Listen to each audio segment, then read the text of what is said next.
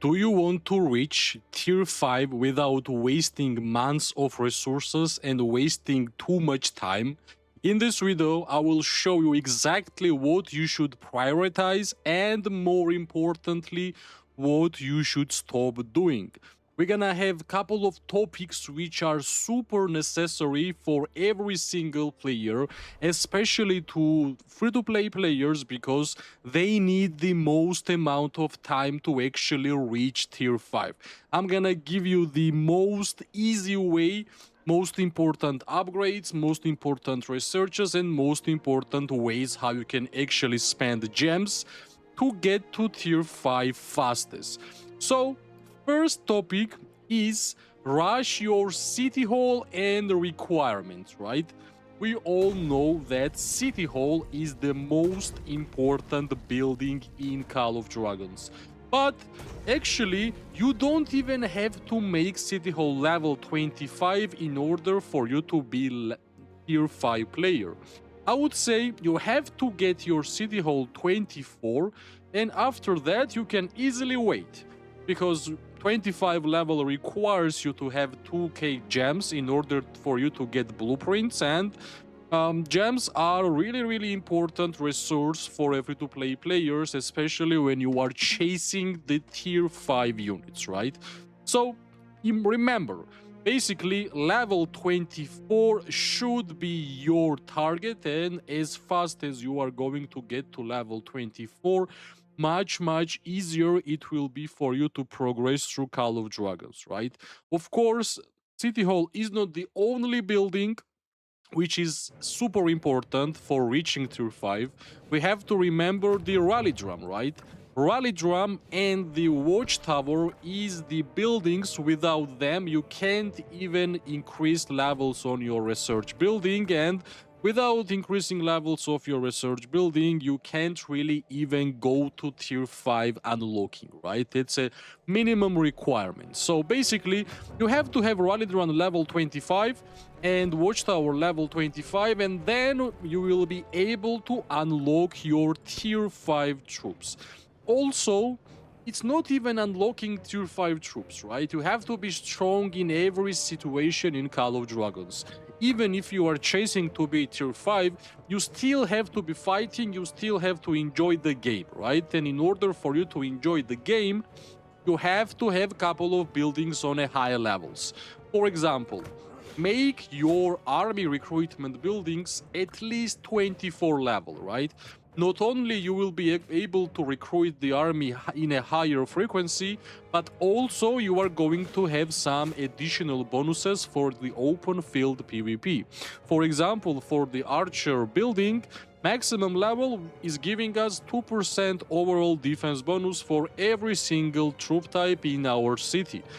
Same goes for the cavalry. Cavalry is going to give us, if I remember, attack bonus for every single troop. Mages are going to give us HP.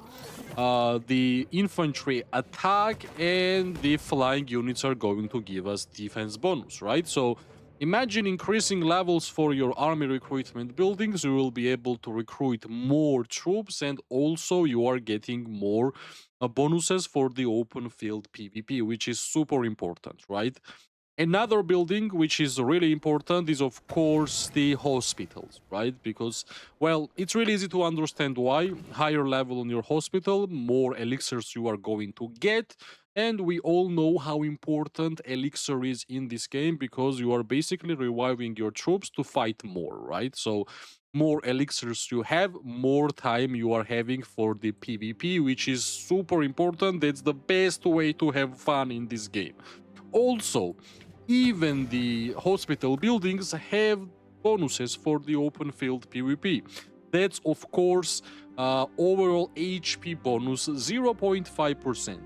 For the first glance, you might say 0.5% is basically nothing, but you have 1, 2, 3, 4 buildings, and in totality, you are going to have 2% HP bonus from only hospitals, because you basically just increase the levels on these buildings, right? At the same time, if we have requirements and if we have important buildings for our city, we also have not so important buildings which you don't even have to put too much attention. And that's of course production buildings, right? Such as lumber mill, mint, foundry, and mana refinery. Well, basically, mana refinery is a different topic because mana refinery is giving you highest amount of power in terms of production buildings. So, if you are playing Strongest Lord or Great Hates UN, Hates of Power, and you want some additional power from your city, yeah, increase levels on mana refinery. They are giving you quite a lot if we are comparing to other buildings, right? So, if we're gonna have a priority, your city hall should be the priority, rally drum and watchtower should be the priority, army recruitment then, and then hospital, right? Without these buildings being level at least 24, 25, yeah, impossible to get to tier 5, right? So don't waste your resources on increasing levels on production buildings because those resources will be even more important at the later stages of the game. That's our building requirements to achieve tier 5 fastest for the free-to-play player. Now, specifically regarding tier 5, right? Of course, unlocking tier 5 happens in research building. In this building, we have economy tree and we have military tree, right? I believe when you start the game, you might get a little bit confused which tree to start because you know on economy tree there is some amazing research points to increase the value from your account, such as scholarships, such as building speed increases, such as gathering speed increases, and many more. But at the same time, you understand that if you're gonna left behind military technology, you won't gonna progress through, you won't gonna have fun in open field, and it will be really late for you to unlock tier 5. So I'm gonna give you my own strategy, how I managed my economy and military technology, and hopefully you are going to apply this strategy because it helped me a lot, right?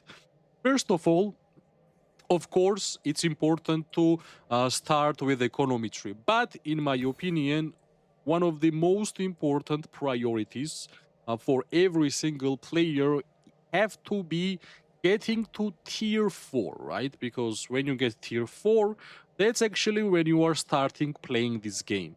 While you are getting the tier 4 for every single troop type, even for the flying units, you will see that there is a defensive formation 1, first aid 1, assault strategist 1, which is one of the highest amount of duration researches to complete.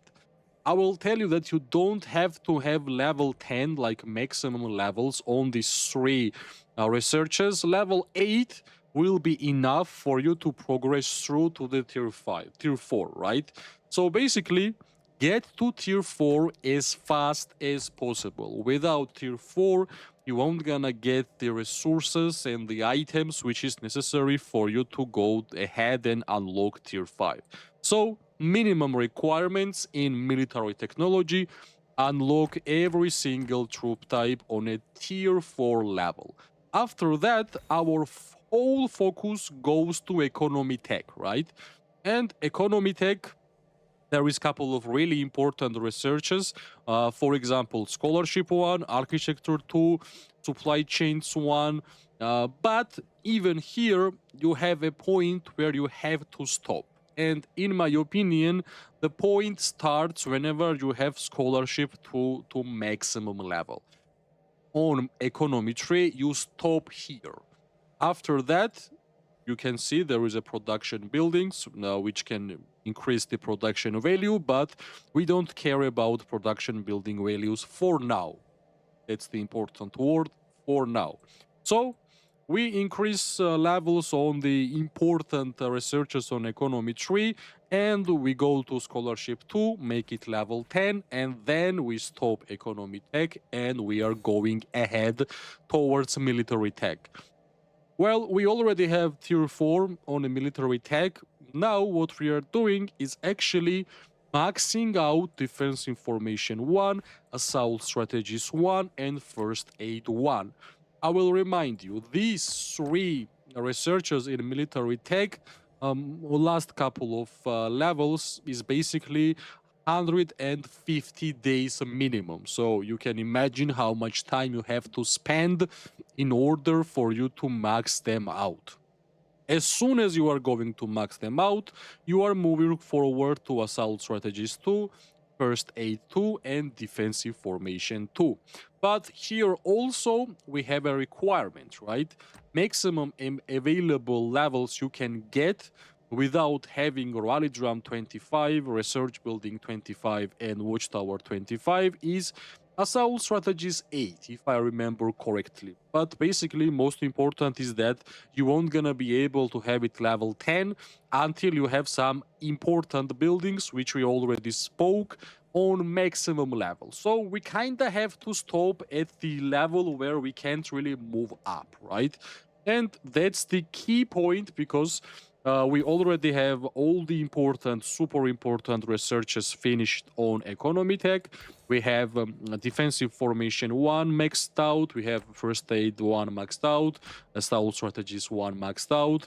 We are already ready to be strong in open field, and we basically hit a wall, right? Because we can't really move forward. That's where actually our next topic starts. In order for us to move forward and start maxing out assault strategies to defensive formation to first aid to and start moving towards tier 5, we have to have Rally Drum 25, Watchtower 25, and Research Building 25. Unfortunately, in this game we have such as things, items such as arrows and treaties, right? You might ask why we need it. Every single level, Rally Drum requires us to have treaties in order for us to increase level, and the last level from 24 and 25 it will need 5,000 treaties, and same for the Watchtower, we are going to need 5,000 Sentinel arrows. Free-to-play way, how you can actually get them, by defeating Darking Patrols. You might get some amount, but yeah, I think it was before. But most important way is rallying the forts, right? With the forts, you are able to get treaties, and from defeating Darkling Patrols, before it was we were able to get some Sentinel arrows. Yeah, by defeating Darkling Patrols, you are getting Sentinel arrows, right? This is the perfect way how free-to-play players can get these items without spending a single dollar in this game. So you have to defeat a lot of Darkling Patrols and a lot of forts. Unfortunately, that's the reality. But there is another way. Through the VIP store, you are able to purchase treaties and arrows. This is how important gems are for free-to-play players in our way to unlock tier 5. If you are only going to defeat Darkling Patrols and rally forts and get those items like this, it will take you months and months of gameplay to have enough treaties and arrows. That's why saving gems for this most important item is the mandatory aspect, which is going to make it really easy for you to unlock tier 5 troops. That's why I always suggest, until you have not unlocked tier 5, don't even participate in events where you have to spend gems. Gems for a free-to-play player until tier 5 should be only for arrows and treaties. As soon as you make your Rally Building 25 and Watchtower 25, you have already free gems to spend because you are not spending them anymore, right? So make it as your target. Make it as your goal to make Rally Building and Watchtower 25 and spend all the gems, all the SP recovery potions in order to make it fast. This is the best way how you can actually do it, because without spending gems on these two items, it will take you years actually to unlock tier 5. And since we already spoke and started speaking about gems, we have to speak about gems and how you have to spend gems in this game. Well, number one priority is of course treaties and arrows, right? Other than that, basically You have to collect them. You have to gather gems in this game. People forget that it's possible Things for are every true, single player though not to as gather well. gems, 1000 gems per week. That's another way. Of course, at the same time, you are getting some gems from the events, which is mandatory to participate. And yeah, I will show you by myself how much gems I have gathered throughout my gameplay. I have gathered 125,000 gems in totality in Call of Dragons, and trust me, without doing gathering gems, it would be super hard for me to actually unlock tier 5 or get some good artifacts or something else. Of course, when we speak about gems, we know that in this game we have many events where we have to spend gems, right?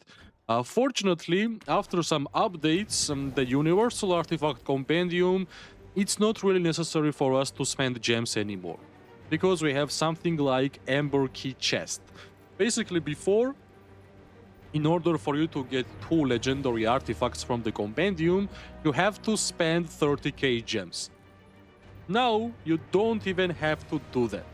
If you want to get some new artifacts until you're gonna unlock tier 5, Amber Key Chest is the best way, right?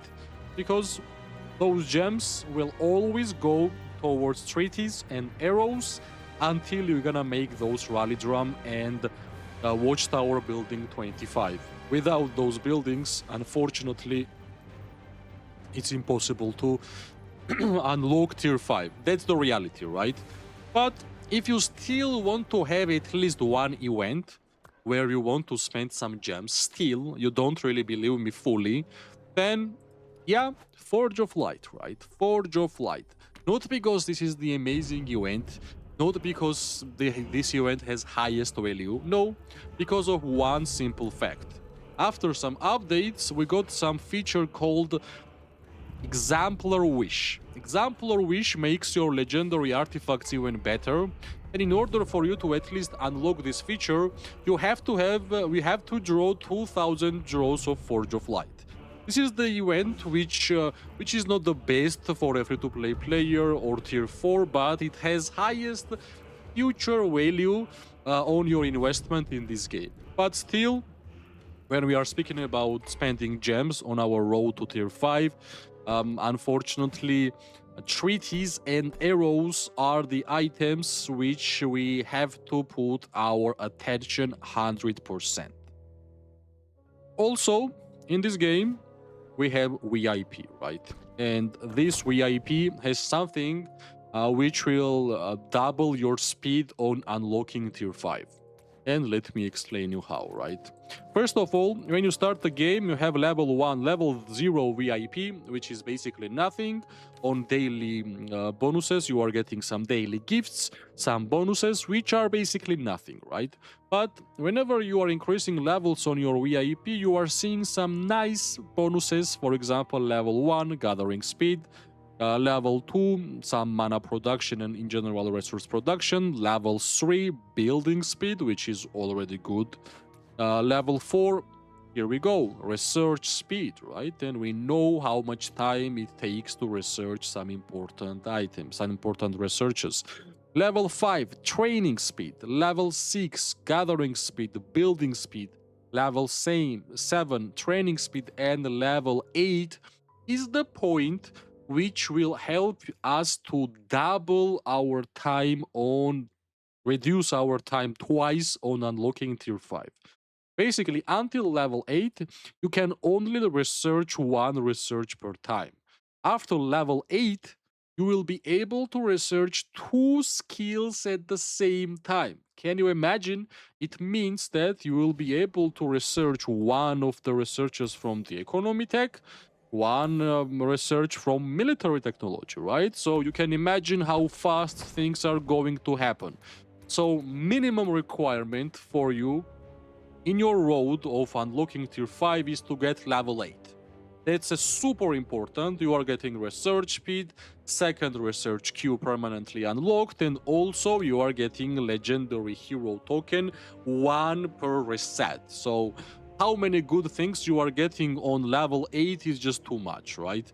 Well, after level 8, I wouldn't really recommend you to put gems on VIP. Be on a good alliance. People are spending money in this game. You're gonna get some gift chests, and from those gift chests, you are going to have some VIP points, and slowly you are going to have level 9, level 10, level 11. From myself, I have only spent gems to unlock level 8. After that, you can see I have level 15, and I have not put a single gems to get to level 15, right? So VIP, super important, and that's basically the perks, right?